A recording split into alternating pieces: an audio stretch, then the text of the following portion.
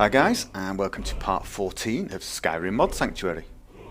Now, I have just finished my 4th playthrough, and all of my playthroughs so far have been with very archetypal characters. I've had the heavily armoured warrior, big two-handed swords, etc. I've had the thief assassin type character. I've had the Breton mage, the very destruction-based mage, and I've also had the high elf necromancer illusionist character. And with those characters, I stuck very, very strictly to the characters' desires and goals.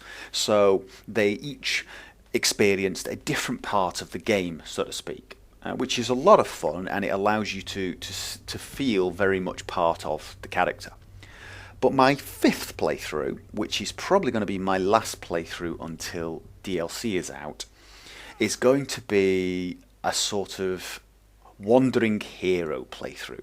I'm going to wander the land, fighting evil, sort of rooting out demons, slaying vampires, saving Granny's cat from the tree, that type of thing. And of course I'm going to explore every inch of Skyrim. I'm going to go into every single dungeon. I'm going to discover everything there is to know, every single solitary side quest. I'm going to do a lot of the main quests as well, although obviously none of the evil ones. So this is going to be a very, very long playthrough. And in fact, I'm going to start modding it so heavily at the start that there are too many mods to cover in one video. So I'm going to split it into multiple videos, and this is the first one. And in this video, I'm going to concentrate on the way I'm going to mod the game to make it look better. Now, I run the game using the realistic lighting mod, the Skyrim Sun Glare version 3 mod, and I usually run Skyrim enhanced shaders, although I often turn them off for video making, and in fact did for this one as well. That's just for performance, nothing else. I run the game on ultra settings, except for the anti-aliasing, which I run 2 times AA, and I also run FXAA, and I don't do that for performance. I do that because I like the way FXAA looks. I think it softens the image slightly and makes it look slightly more cinematic. It's just a personal preference.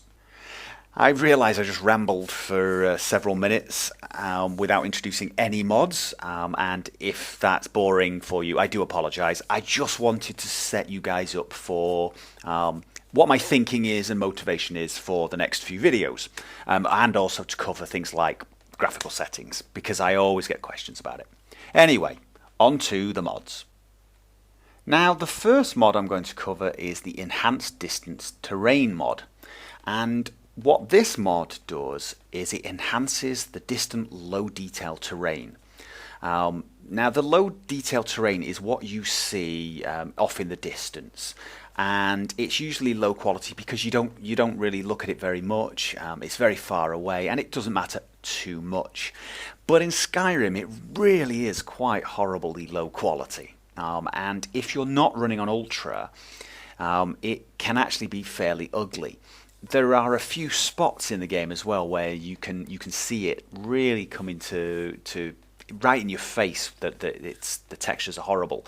As you can see in this shot here, the textures in the right hand side, where there are no trees, you can see it's very obviously very low quality, obviously computer generated. It looks pretty appalling, and what this mod does is just tweaks those textures a little so they look a little better.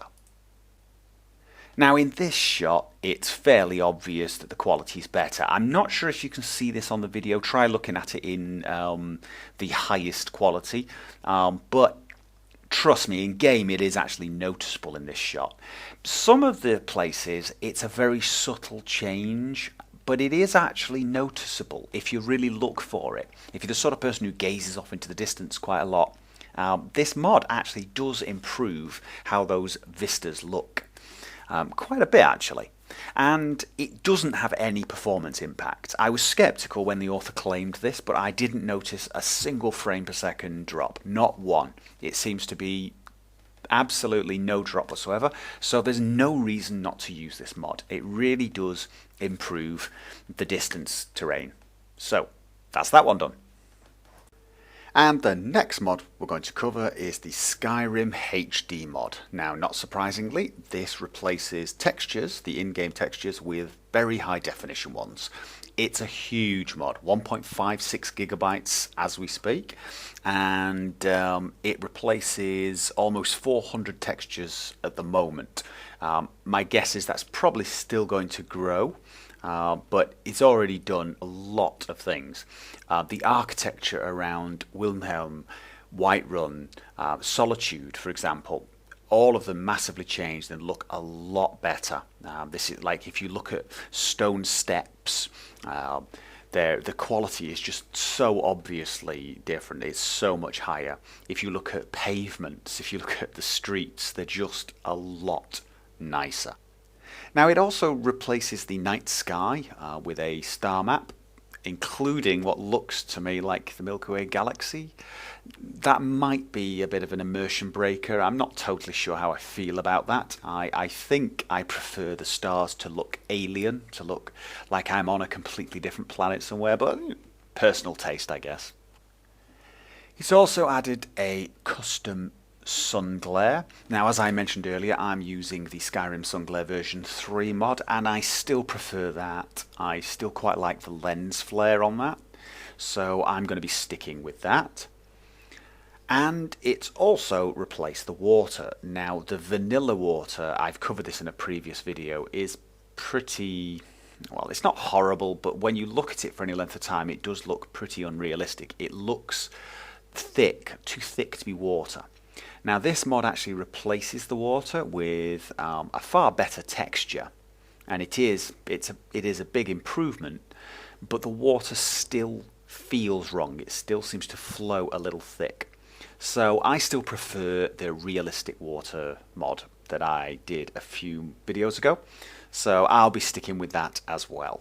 Now, one of the other things this mod replaces is the texture for snow, and as you can see, it's much higher quality. It's really nice, actually. But if you are using the realistic lighting mod, as the sun comes out, the snow gets brighter and brighter and brighter until it literally becomes blinding. You cannot make out the texture whatsoever. So if you are using that mod, I do suggest you stick with the duller snow textures that came with the realistic lighting mod. But all in all, a mod well worth trying out. It's a massive improvement over the vanilla experience, and if your rig can handle the really large textures, definitely put this one in your must-have mods list. But the next mod is going to take us out of the cities and into the Skyrim wilderness, and it's called the Skyrim Flora Overhaul. Now, it's by a modder called Vert, who has done very similar mods for Oblivion and for Fallout New Vegas, and those mods were brilliant in those games as well, so probably a lot of you have heard of this guy. And in fact, one of my Fallout New Vegas videos was showcasing the Flora Overhaul for that game, and it's an absolutely brilliant mod. And so is the Skyrim one. Now, eventually, the mod author is saying he's going to replace the trees with higher polygon versions, but for now it's just texture changes. But the texture changes are really nice.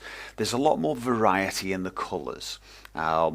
Sometimes the changes are quite subtle, so as you can see in these images, you can see the difference, but it's pretty subtle when you look at it as a whole.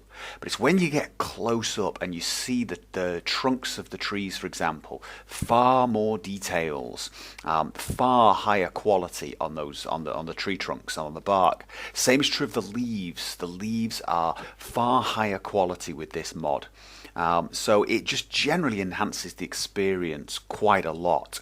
And there's just a little bit more variety, makes it a little bit more interesting. And as I've said, with new models, it's going to add even more. So this is one of those mods you want to keep checking back for updates. And the mod author, Vert, actually suggests 2 other mods to be used with his mod.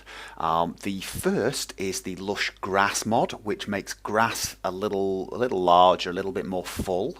And the second mod is the Lush Trees mod, which does the same thing to the trees. And as you can see, it makes quite a difference. The flora is far more wild, it's far more lush, obviously by the title, but it makes visibility if you're in a forest a little harder, because obviously if you're in a forest there's just more branches, more leaves, but it makes the game look, to me, a lot better. I think it really does improve the overall look and feel of the landscape.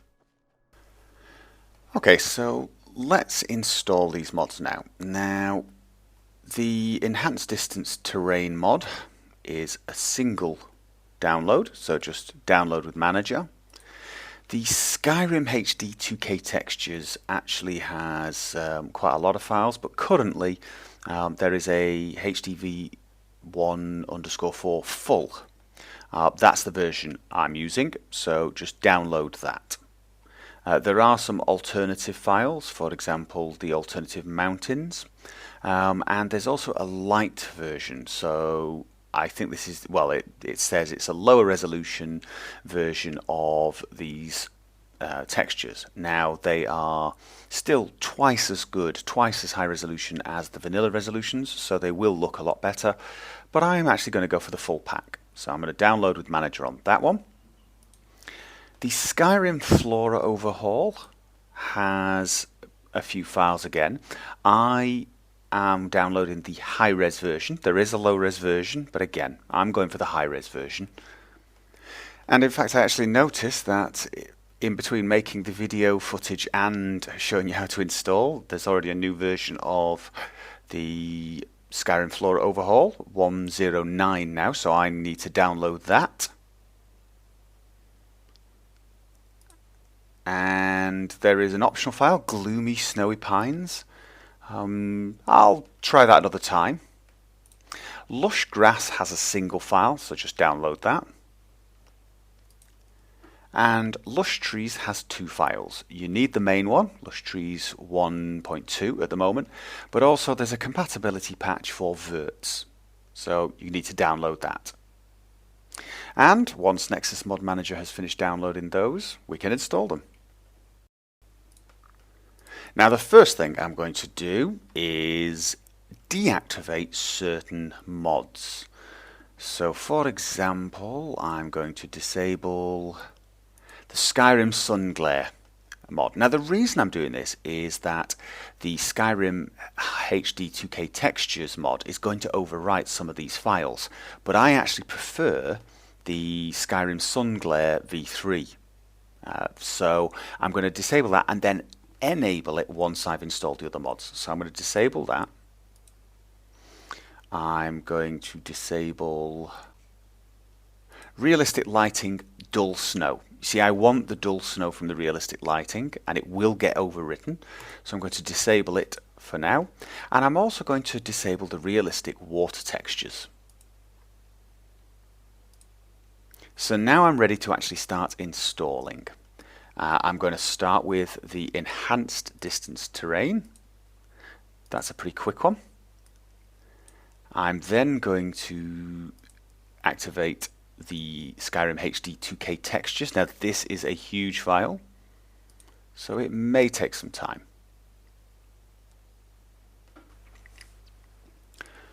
So that's done. Now we're going to do the Skyrim Flora Overhaul. So Verts is overwriting one of the files from the Skyrim HD pack, but I'm going to click yes to this because I want the textures from Verts Flora Overhaul, definitely. Then I'm going to install the Lush Grass, Lush Trees, and yes, I want to overwrite this. And then I want to activate the compatibility patch for Lush Trees to Verts. Now, as you can see here, it's telling me that a different version of Lush Trees is available, 1.2. Let me cancel this for now.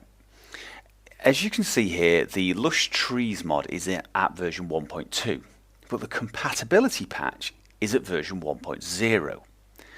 Now, Nexus Mod Manager is checking the website and saying, hey, this mod's up to version 1.2, so why don't you update it? It's not quite clever enough to realise that the 1.2 applies to the main mod, not to the compatibility patch. So, if I clicked yes now, it would basically replace this file with the main one again, which is bad. So I want to click no, and it will then install this normally, and then yes to all. And then it's just a simple matter of reactivating the mods I disabled. That would be the realistic lighting dull snow. That puts the dull snow textures back in. The realistic water textures mod. That will put the great looking water back in. Default, I think. Yes. Click yes to all. And the Skyrim Sunglare V3 mod. Yes to all. And that's about all there is to it. These mods really will give your game a great look and feel. And with the realistic water mod, the realistic lighting mod, the Skyrim Sunglare, and the Skyrim enhanced shaders, all of these mods together make Skyrim quite a breathtaking game at times. There are certain places at certain times that just are unbelievably beautiful.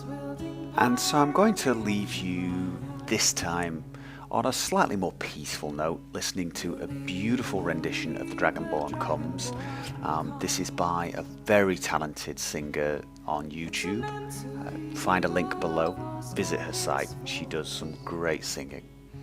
And my next video is going to cover mods that make the gameplay a little bit more interesting and a little bit more challenging. And I hope you join me for that. If you enjoyed this video, feel free to click the like button. I appreciate that as always. And I look forward to seeing you guys next time. And until then, have fun.